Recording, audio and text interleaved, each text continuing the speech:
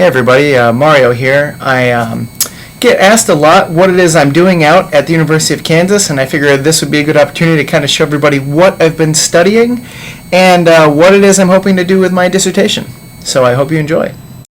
To first understand exactly what it is, what we do in the lab, I just wanted to say a little bit about what happens with a child when they develop. Children typically mentally really have no concept of effort, ability, anything like that at age 5. And then as they grow to age 12, they start to understand a little bit about what is lucky versus what is being really skilled versus, who's giving the most effort. And that's just a really important thing to kind of understand. As we go into me explaining what motivation theory is about. Now, the guy who did a lot of achievement motivation stuff and kind of really brought it to the forefront was this guy, John Nichols, who did a ton with classroom development and child development in the 80s and early 90s. And he unfortunately died in the mid-90s really young. He had a very rare form of cancer, but he did a lot of very great, interesting studies to kind of explain why kids are motivated the certain way they are. And that's kind of helped us understand how other people are motivated, but it's all thanks to his early work. Nichols was a very clever guy, and one thing that he did to kind of understand how children develop in kind of their idea of ideas between ability and effort is he measured all these different kids. And if you can see here, he asked all these kids to kind of rank themselves based on their skills in a number of different things. And for this example, math. And what he'd do is he'd make a line and, have it from 1 to 30. And 1 represents, I'm the best in the class at math versus 30, which is I'm the worst in the class at math.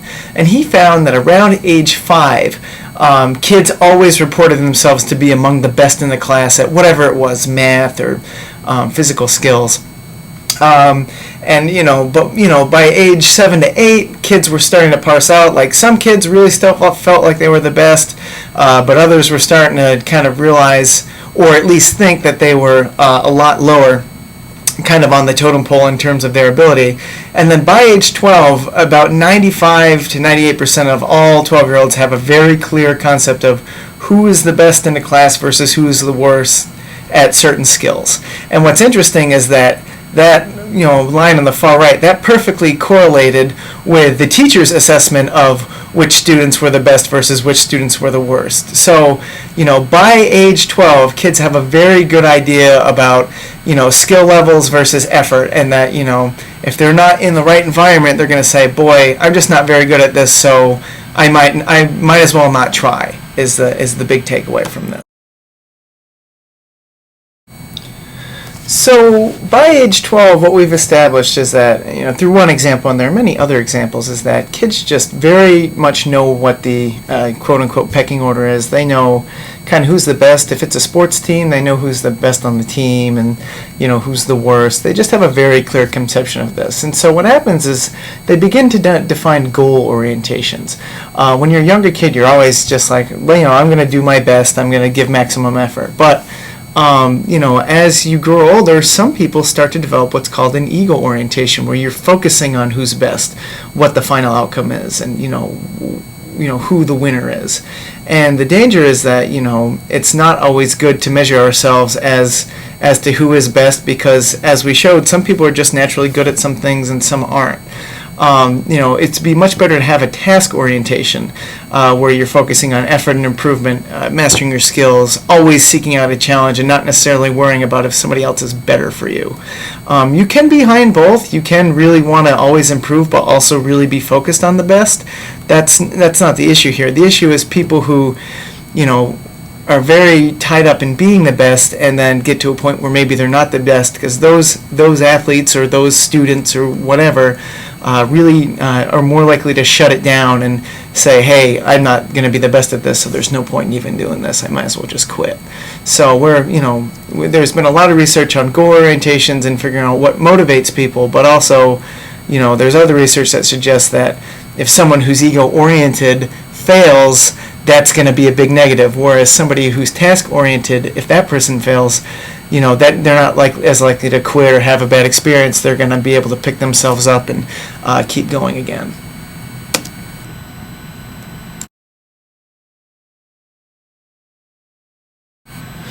Now, you might be saying, hey, what's wrong with an ego orientation? I mean, I myself am very focused on being the best, and that's very important to me, and that's all right. But, a couple things to really point out. Number one is that only one person in a group could truly be the best, especially when we know, the research shows that by age 12, we all know who is the best. And so, just because you're not necessarily number one or even number two doesn't mean that A, you can't be very good at something, or B, you can't, strive to improve or get better. It doesn't, the next point I want to make is that just because you are the best in a group does not necessarily mean that you've been great. It's the big fish in the small pond thing. I mean, if you're the best in class at something, but all you got is, in this case, a D or a C, there's a lot of room for improvement there. You shouldn't hang your hat on the fact that you're better than your peers. The idea being that eventually you'll run into someone who's better than you at something. And that's not, A, that's not a problem, but B, you shouldn't be satisfied with just being the best as compared to others. If you're more likely to focus on outcomes, you're less likely to challenge yourself to be better, could shut yourself down more. And I think we see this a lot in sport, and we see this a lot in just other venues where people see something and they see the adversity and they don't rise up to it. In fact, they do what's kind of called shirking from it, or running away from it because they don't want to experience that failure. They're ashamed to feel that failure, and we'll get a little bit more into that as this goes on. So we've talked a little bit about your own specific personal goal orientations, and the other big part of this is the perceived motivational climate, and that is how you perceive your teammates and coaches or other students and teachers. What kind of environment is established by those people. And there's ego involving, which is people are very focused on who's the best and who's winning. There's task involving, which is focused on effort and improvement. And then there's caring, which is focusing on nurturing, making sure everybody. It's very similar to task in that it's about effort and improvement, but also making sure everybody has a role and everybody everybody feels valued.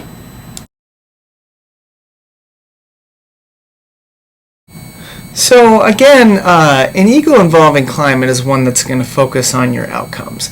It's it's really focused on one person's kind of relevance or one team's relevance as opposed to other individuals or teams. Mistakes get criticized. It's the kind of very hard line, focus on results.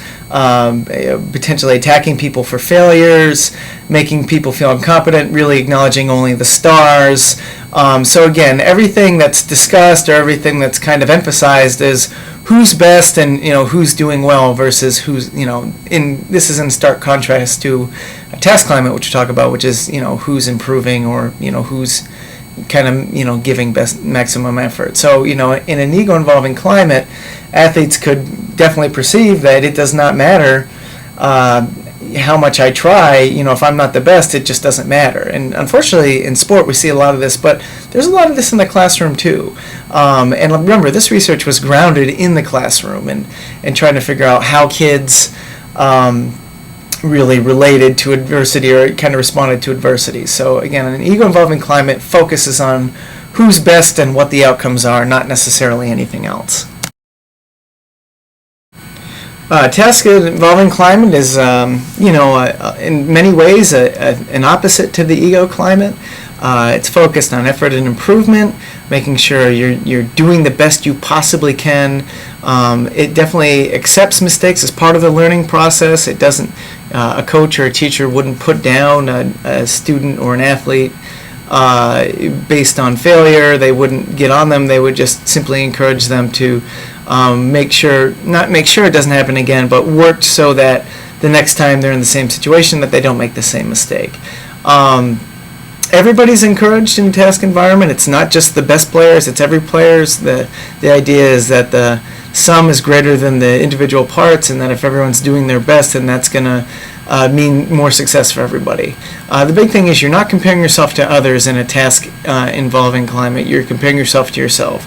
So if I'm a runner and I'm trying to, be a successful runner, I'm not so much worried about what all the other runners in the state are running for times. I'm worried about doing better than what I did personally, and seeing that as, regardless of what everybody else is doing, seeing that as a huge success. If I'm a student, if I was a C student and I'm now a B student, there's a lot of value in that versus me still not being an A student because somebody else just maybe has more talent in a certain subject.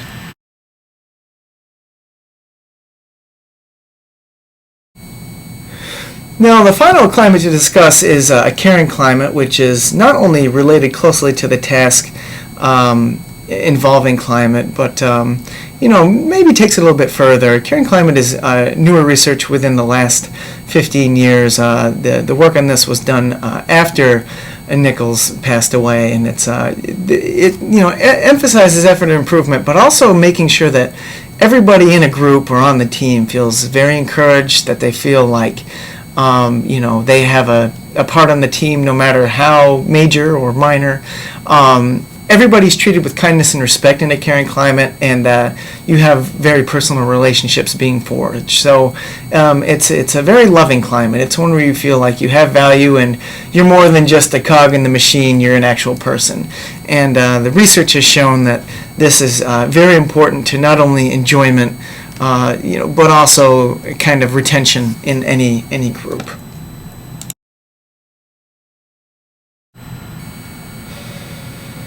So just a quick review here. Goal orientations are independent of the motivational climate. So you can be very task and ego oriented in your motivations, but perceive a caring or task climate.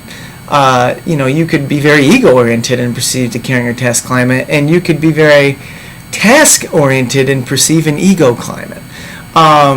So those two things are independent of one another.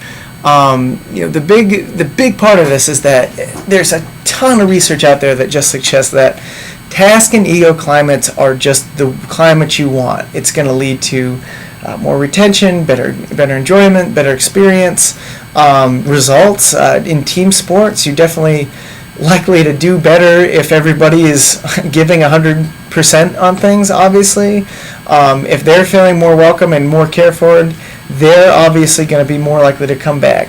In the classroom, obviously, if I'm a D student, but I'm working as hard as I can to become a C student or even a B student, that's going to be very important. That's going to make a student more likely to get into college, stuff like that. And there's just a ton of research you can find that suggests that, the task and caring climates are just, much more important.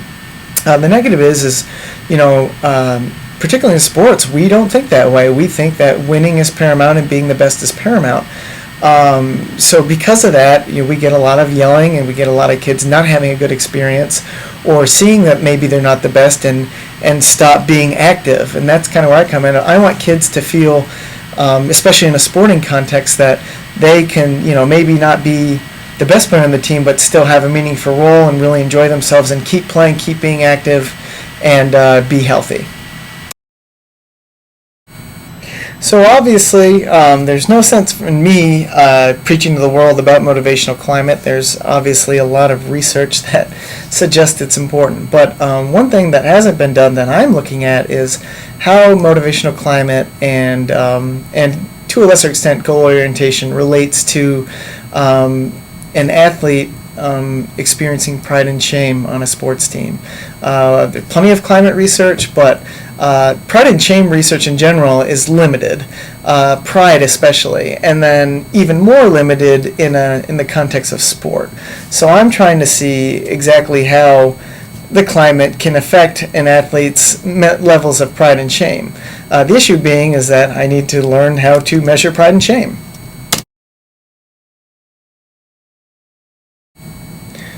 So what we know so far about pride, or I know I should say, is that pride is a feeling that someone feels after what is viewed as a successful conclusion.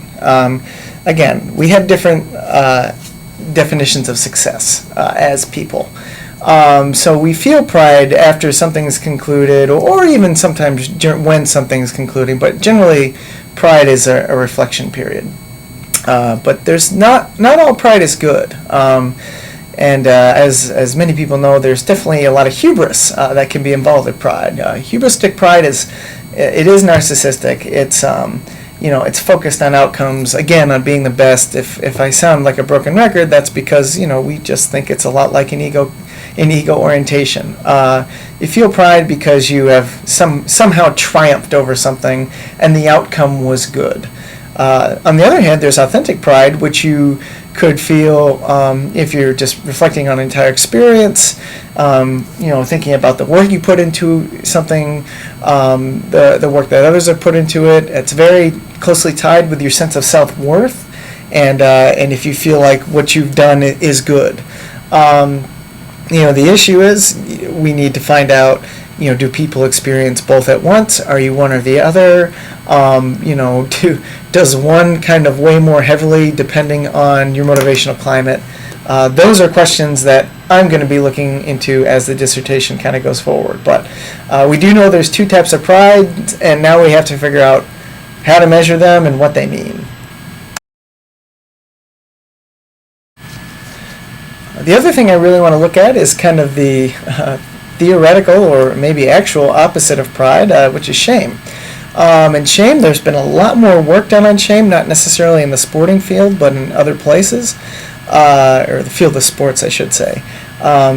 Shame, I do want to mention, is confused with guilt, but whereas guilt can be very compartmentalized, shame is very big. It's like you violated a cultural standard. A global sense of the self is a big kind of talking point in the literature. Examples is that I could go out and get some fast food and I'd feel a little guilty about that because I know it's not good for me. Versus maybe I eat really unhealthy all the time, in which case I feel kind of shameful because I know that my health is maybe going to deteriorate and it's going to put more stress on myself or my family and my loved ones because of just gaining weight or being unhealthy. In sports, it's maybe you're giving your best effort, but if you're playing baseball and you drop the ball, so some people just brush that off as part of the game, but other people really fixate on that and they say, well, I committed this error, I let everybody down, and I'm feeling very shameful because I blew the game, and that's really kind of what I want to key into. But the other big thing is that shame is not always related to outcomes. It also could be related to the process. So maybe if I'm working on a big group project, I'm not working as hard as everybody else. Maybe I feel shame for that because I know I could have done better. Or maybe I know in sports that I didn't work out as hard as I could have in the off season to get to basically help my team win. So there's a lot of shame out there that a lot of different shame that we probably need to define before we start measuring it.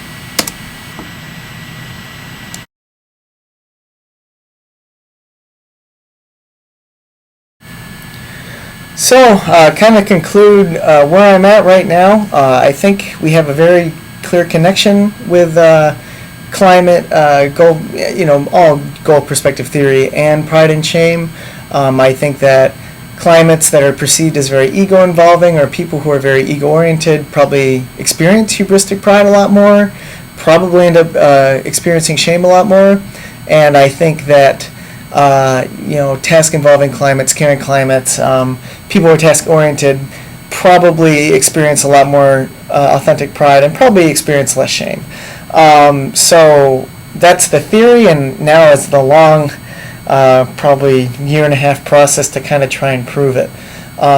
This fall, I'm going to try and create a measure that measures pride and shame on a sports team, do an exam on it, do a research report, and then in the spring, hopefully start dissertation hours, kind of taking a little bit further, maybe working with a sports team, measuring them longitudinally over the course of a sports season and seeing how their pride and shame levels kind of fluctuate based on the perceived motivational climate and their goal orientations. So that was definitely a mouthful.